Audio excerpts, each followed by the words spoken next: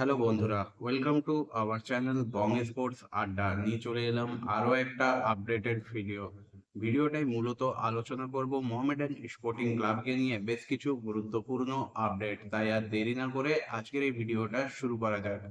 শুরু করব প্রথমেই আইএসএল এর তরফ থেকে আজ কিন্তু অফিসিয়ালি জানিয়ে দেওয়া হয়েছে মোহামেডান স্পোর্টিং ক্লাব 13 নম্বর আইএসএল দল হিসেবে আইএসএল এ অন্তর্ভুক্ত হলো।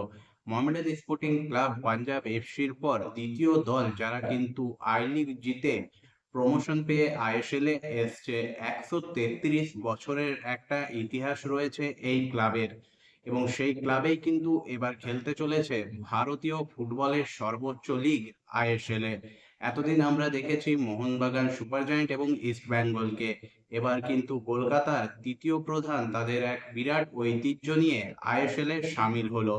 অন্যদিকে মোহামেডান স্পোর্টিং ক্লাব 21 বছর বয়সী ডিফেন্ডার সাজ্জাদ হোসেন প্যারি, তার কিন্তু আজ অফিসিয়াল অ্যানাউন্সমেন্ট করে দিয়েছে। আগে তোমাদের জানিয়েছিলাম এই প্লেয়ারটিকে চূড়ান্ত করেছে মোহামেডান স্পোর্টিং ক্লাব। 2027 অব্দি চুক্তি হয়েছে তরুণ এই ডিফেন্ডারের সঙ্গে। লাস্ট ইয়ার কিন্তু তিনি হায়দ্রাবাদ এফসির জার্সিতে 11টা আইএসএল ম্যাচ খেলেছিলেন, যেখানে তার নামের পাশে কিন্তু একটা গোলও রয়েছে। ডিফেন্সে যথেষ্ট ভালো পারফরমেন্স মেলে ধরেছিলেন হায়দ্রাবাদ এফসির হয়ে সাজ্জাদ হোসেন প্যারি। তাকে এবার কিন্তু দেখা যাবে মোহামেডান স্পোর্টিং ক্লাবের জার্সিতে। অন্যদিকে এরপর চলে আসবো মোহামেডান স্পোর্টিং ক্লাবের কালকের সিএফএল এর ম্যাচের প্রিভিউ নিয়ে। কালকে একটা গুরুত্বপূর্ণ ম্যাচে মোহামেডান স্পোর্টিং ক্লাব নামতে চলেছে মেসার্স ক্লাবের বিরুদ্ধে। এই মুহূর্তে মোহামেডান স্পোর্টিং ক্লাব 10 ম্যাচে 18 পয়েন্ট নিয়ে লিগ টেবিলে তৃতীয় স্থানে রয়েছে, যেখানে মেসার্স ক্লাব কিন্তু 10 ম্যাচ খেলে 8 পয়েন্ট নিয়ে লিগ টেবিলে 12 নম্বরে রয়েছে। মোহামেডান স্পোর্টিং ক্লাব যেখানে সুপার সিক্সে যাওয়ার দৌড়ে রয়েছে, সেখানে কিন্তু মেসার্স ক্লাব 12 নম্বরে থাকায় তারা কিন্তু অবনমনের আয়ত্তায় রয়েছে, এবং সেখান থেকে বেরোনোর জন্য তাদের হাতে দুটো ম্যাচ রয়েছে। তবে শুধু দুটো ম্যাচ তাদের জিতলেই হবে না, অবনমনের হাত থেকে বাঁচতে হলে অন্য ক্লাবগুলোর ওপর নির্ভরও করতে হবে অবনমনের আওতায় থাকা মেসার্স ক্লাবকে। মোহামেডান স্পোর্টিং ক্লাব যে ধরনের ফর্মে রয়েছে, তাছাড়াও খাতায় কলমে কিন্তু কালকে এগিয়ে থেকেই শুরু করবে সাদা কালো ব্রিগেড। লাস্ট 5টা ম্যাচে মোহামেডান স্পোর্টিং ক্লাব যেখানে দুটো ম্যাচে জয় পেয়েছে, দুটো ম্যাচ ড্র করেছে এবং একটা ম্যাচে পরাজিত হয়েছে, সেখানে মেসার্স ক্লাব কিন্তু লাস্ট 5টা ম্যাচের মধ্যে 3টে ম্যাচেই হেরেছে এবং দুটো ম্যাচ ড্র করেছে। অর্থাৎ দুই অসম শক্তিশালী দলের লড়াই আমরা কাল দেখতে পাবো।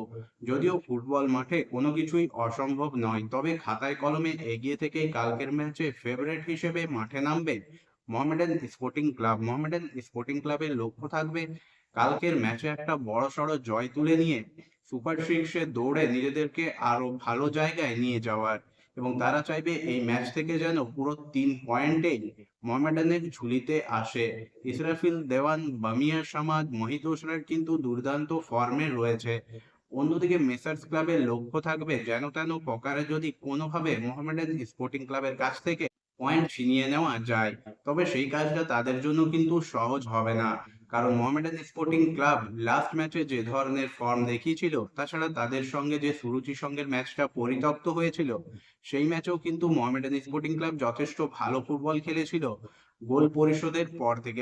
এবং সেই ফর্ম যদি মোহামেডান স্পোর্টিং ক্লাব ধরে রাখতে পারে, তাহলে কালকের ম্যাচে কিন্তু তারা একটা বড় ব্যবধানের জয় তুলে নিতে পারবে। বন্ধুরা, তোমাদের কি মনে হয় কালকের ম্যাচে মোহামেডান স্পোর্টিং ক্লাব কি সহজেই মেসার্স ক্লাবকে হারিয়ে সুপার সিক্সে দৌড়ে আরো উপরের দিকে উঠে যাবে, নাকি কোনো চমক দিয়ে মেসার্স ক্লাব পয়েন্ট কেড়ে নেবে মোহামেডান স্পোর্টিং ক্লাবের কাছ থেকে? অবশ্যই তোমাদের মতামতটা কমেন্ট করে জানিও।